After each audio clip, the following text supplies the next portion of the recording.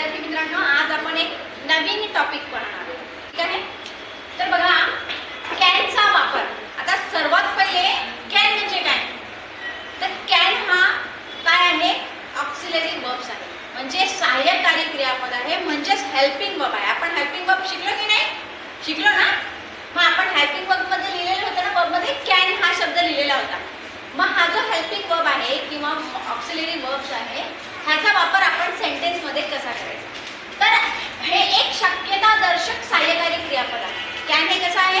शक्यतादर्शक सहाय्यकारी क्रियापद आहे आणि त्याचे विविध अर्थाने आपण वापर करत असतो, विविध प्रकारे आपण वापर करत असतो. कोणकोणत्या प्रकारे आपण वापर करत असतो? तर बघा, to be able to. To be able to चा अर्थ काय? शक्य असणे. जर एखादी गोष्ट शक्य आहे तर आपण त्या ठिकाणी काय म्हणू शकतो? कॅन म्हणू शकतो. समजा, I can speak in English. I can speak in English.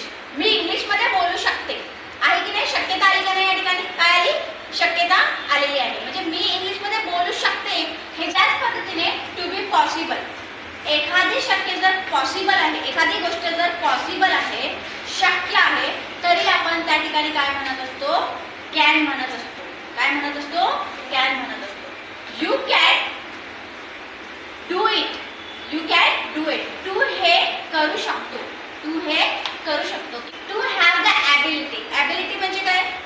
Ability म्हणजे सामर्थ्य असणे. ॲबिलिटी म्हणजे काय?